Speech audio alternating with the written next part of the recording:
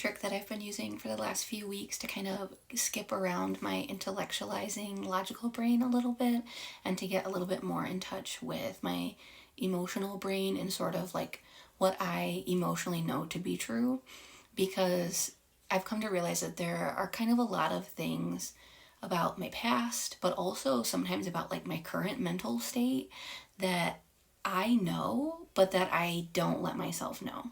I was painting earlier today.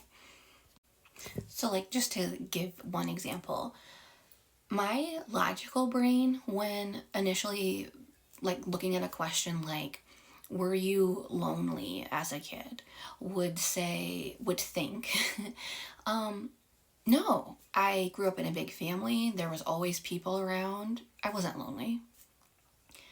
And then that's totally intellectualizing. When I ask myself what I know, like what my body knows to be true, did I feel lonely as a kid? Absolutely. And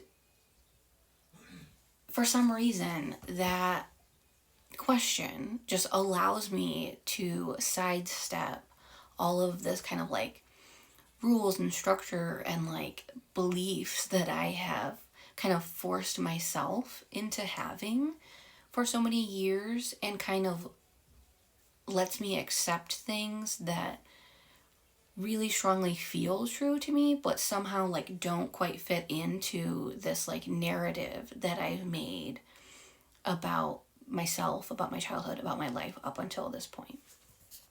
It's almost like as a kid, in order to cope with my situation, I came up with narratives for why things were happening, and basically all of them equated to some version of I'm the problem and everything is okay, it's just me.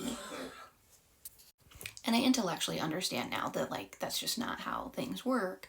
But yet, by default, when I'm asked a question about some childhood thing, or I will still kind of use that like child narrative that I had of how things are and how things went.